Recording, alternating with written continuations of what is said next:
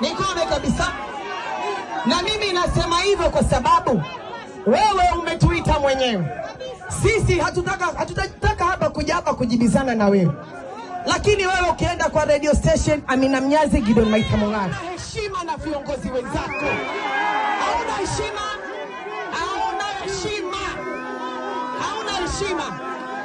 Na kama wewe umeamua hautaki kufanya kazi na Amina Mnyazi na Mng'aro, basi tuache sisi tuendelee na kazi yetu. Ama sivyo hivyo.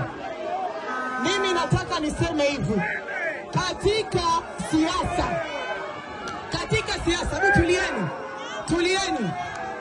tulieni zenye ambazo umeeneza huku. Hakuna mtu mwenye kukuonea. Oscar, badilika tabia. Oscar, sikuogopi kishukuta.